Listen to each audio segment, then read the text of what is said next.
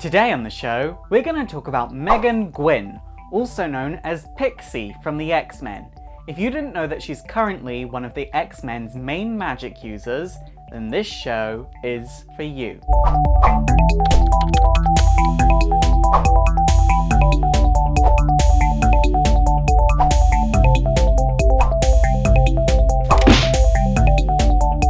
So Megan Gwyn, also known as Pixie. She would first appear in New X-Men Volume 2, Number 5 in 2004.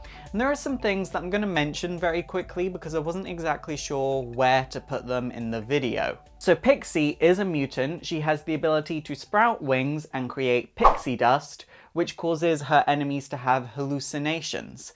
But she's also apparently, and I stress apparently, half fairy. Now, for Pixie, we're not really sure where the mutant stops and the fairy begins, because fairies in the Marvel universe are immortal, they do have wings, but they can also use magic naturally, which Pixie couldn't. However, it could be seen as her pixie dust is actually just a form of basic magic. But now you're probably wondering, where does she get her magic from? Well, to talk about that, we might as well just get started with her history. So Megan Gwyn, a girl from Wales from the fictional mining town of Abergwyllyd. Her powers would manifest when she was relatively young. Basically, she was riding on her bike and a car almost hit her, but before it could, her wings would sprout and she used them to maneuver herself to safety. It's also around this time that her father would die in the mines in her town, and we're not really sure if that's why she left her town or because she was a mutant and that's why she left her town, but it's interesting to see that she had multiple reasons to leave. So obviously, Pixie would eventually wind up at the Xavier Institute and she would be put in the Paragon Squad, training under Wolfsbane. However, later on it would be found out that Wolfsbane and Elixir were in a romantic relationship. The two of them would leave the school and Magma would take over the Paragon's training. So during Pixie's early training, she would actually wear a helmet when she flew, just so if she stopped flying for whatever reason, she wouldn't fall and kill herself. And also, she lived up to her name of Pixie because she was bright and bubbly and really innocent, and she was actually voted friendliest student. So eventually, something called House of M would happen, and basically in House of M's aftermath, mutants around the world dropped from numbers in the millions to the hundreds, and Pixie was one of only 27 students at the Xavier Institute to keep their mutant powers. Emma Frost would then hold this battle royale with the remaining students to try and weed out who should receive training to become a full-fledged X-Man, and Pixie would compete, but she wouldn't make the team, and for quite a while after this, she would just be a side character. The next major thing for Pixie wouldn't really happen until New X-Men number 37, where Pixie and several other mutant students would be told a scary story by Blindfold. Now Blindfold, in my opinion, is one of the most interesting mutants because she's psychic, but she's not psychic in the way that Jean Grey or Professor X are psychic. She can see into the past, the future, and various locations around the world in the present. After the story is over and the students are really scared, it turns out the story isn't a story at all, but a prophecy. And Blindfold turns around to Pixie and is all like, sorry for your loss. And Pixie is all like, what are you talking about? And before they can do anything, the mutants are taken to Limbo, where they are attacked by a mob of demons. Fortunately, most of the students would be saved by Illyana Rasputin, who, for all of you that don't know, used to be a member of the X-Men and went by the name Magic. So it turned out that after Illyana died, this guy called Belsico basically wanted her soul sword, which is the embodiment of her soul in the form of a sword, and he resurrected her, but she didn't have the soul sword, so he totally wasn't interested in her, but because she didn't have her soul, she was stuck in this dark child form. Also, I think her memories were a little bit messed up as well. Turns out that Illyana actually rescued the mutants because she was really interested in Pixie, and Pixie is all like, what do you want from me? And Illyana is all like, in Limbo, innocence is power, and you have the most innocent soul here, and I need it. So Pixie is all like, well, what are you going to use my soul for? And Ileana is like, I want to turn your soul into bloodstones and into a soul sword, so that way I can beat Belsico. All the other mutants that were with Pixie were like, yeah, Ileana just saved us, but for the love of God, Pixie, this is your soul, say no.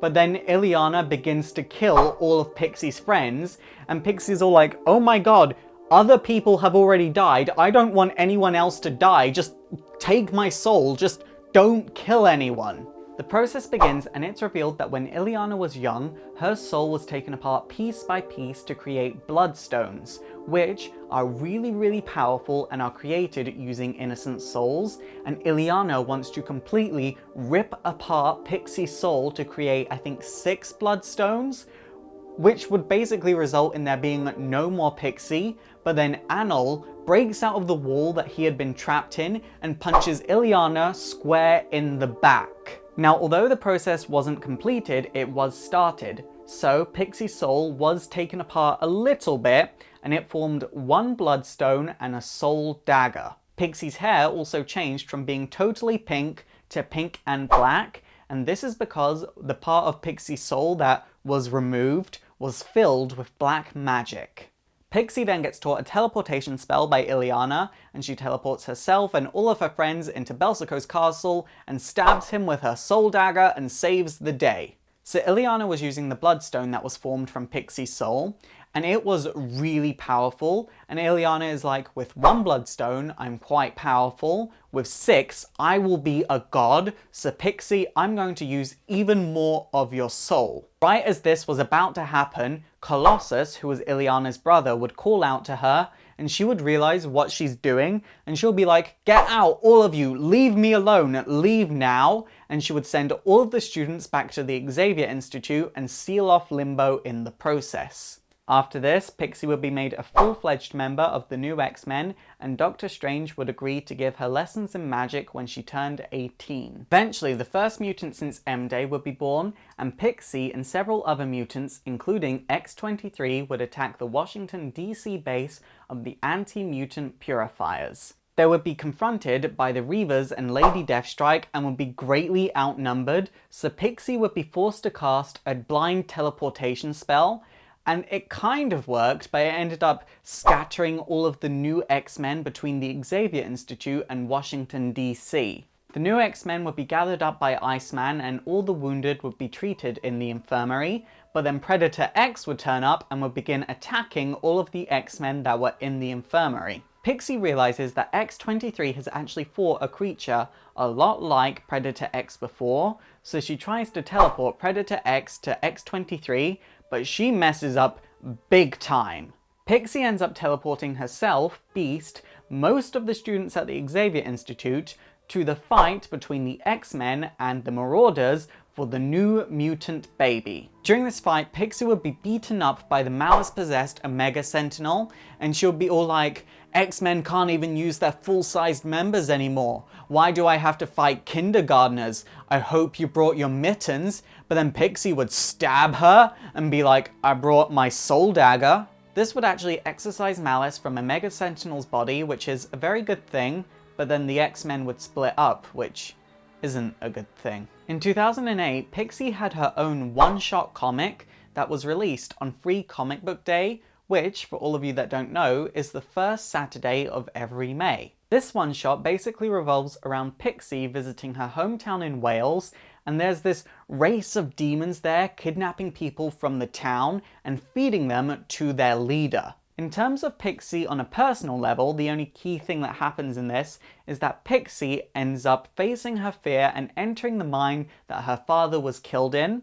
But after this, it would be revealed that the X-Men have been reformed and Pixie would join them in San Francisco. Now we're at a part called Manifest Destiny, and basically, Pixie would be leaving one of Dazzler's gigs and she'll be attacked by a group of people calling themselves the Hellfire Cult. Pixie would be beaten up badly, but she was able to make her way back to the X-Men's base and she'll be given immediate medical attention. Pixie questions whether she actually wants to be with the X-Men or not, but then Empath goes out of control, so Pixie would join the fight and she would stab Empath in the head with her soul dagger, which would weaken his powers and leave him blind. It's during this time that Pixie begins to join all of the X-Men on their main missions. And although she wasn't an actual member of the X-Men team, she kind of had the role of Kitty Pryde or Jubilee. So Pixie for a while felt like because she didn't have a complete soul, she wasn't a complete person. And Nightcrawler would point out to her that when she summons her soul dagger, her personality changes quite a bit. So she would summon her soul dagger, and as expected, she would become a lot more sinister, and she would stab Nightcrawler. Now, Illyana's soul sword had actually been bound to Nightcrawler in the past, and because he was stabbed with a soul dagger, the soul sword was released, and Illyana would turn up and would be like, hey, where's my soul sword at? Pixie would fight Illyana and would demand that the bloodstone that contains a piece of her soul inside of it be returned to her, but Illyana would defeat her and run away with the soul sword. The X-Men after this would realize that they can actually enter Limbo now, and they would all go there, and Pixie and Colossus would come along, but because of their personal stakes in the mission, Nightcrawler would be the one to lead this mission. So the X-Men were making their way through Limbo, and Illyana would be fighting Belasco's daughter, Witchfire, but Witchfire would defeat Illyana and would add Pixie's bloodstone to her amulet, which would force Pixie to teleport herself to the castle. Next, Witchfire would take even more of Pixie's soul, which transforms Pixie into a demon, and then Witchfire forces Pixie to become her apprentice. So Pixie and Illyana would get over their differences and would work together to defeat Witchfire, and upon doing so, they destroy the amulet containing the two bloodstones. So Pixie wants to reclaim the bloodstones for herself because it's her soul, but she realizes that there's a bloodstone stuck in each of the two soul blades, and she flies away crying. Not much would really happen after this for Pixie. I guess it is worth noting that she'll become a much better fighter, and also when she used her soul dagger from now on, her personality would get a lot darker. There was a 2010 miniseries about Pixie called Pixie Strikes Back, but the only thing we actually learnt from it was the truth behind Pixie's family. It will basically turn out that Jason Wingard is her father, and the two Mastermind sisters are her siblings. After this, there will be this slightly weird adventure where Hope Summers returns from the future and Bastion wants to take her out. So he begins taking off all of the X-Men's teleporters, starting with Illyana, so Pixie would be sent to Limbo to go and collect Illyana once again. Basically, after this adventure, Pixie and Illyana would work together once again and would have a better understanding of one another. After this, Pixie goes on holiday, which is a really nice thing, but then Illyana turns up and is like, hey, can you help me with a thing? But then Pixie's all like, no, every time I help you, I lose even more of my soul, so no, I'm not gonna help you. But then Project Purgatory turn up and kidnap Pixie and the rest of the New Mutants, and they steal Pixie's soul dagger. Project Purgatory separate the bloodstones from the soul dagger and the soul sword, but Pixie is unable to reclaim it for herself because she has to escape with Karma and Illyana back to Utopia. Pixie would obviously be really sad, but at the end of this, Illyana would turn up with a golden box containing both bloodstones and her soul dagger. I'd like to say a whole bunch of really interesting, important stuff happens with Pixie after this, but the only thing that's really worth mentioning is that she becomes a full-fledged member of the X-Men. I really like Pixie. I think she's a really interesting character, and she's probably the main representation of British youth in comic books, which is something I'm all about. Here is what I want to see. I want to see her be unable to learn magic from Doctor Strange for whatever reason, so she has to learn it from Illyana. That would be insane. It would be all sorts of weird, awkward levels to work through, and it will be totally fitting for the X-Men. Or I want her to learn some kind of forgotten, lost Celtic magic art, and her natural fairy magic abilities merge with the black magic abilities, and she ends up creating this weird crossover magic style that's way more powerful than Doctor Strange and Illyana. Nonetheless, no matter what they do with this character, it's probably going to be really well because she always seems to be really well written, whether she's in the background or the focus of the situation. It's super effective! Okay guys, that is it for today. If you think I missed anything important about Pixie, please let me know in the comments down below. And also don't forget to thumbs up and subscribe if you want to see more history. And also don't forget to like me on Facebook and follow me on Twitter. My name is Faust, this has been Exploring Comics, and it is super effective.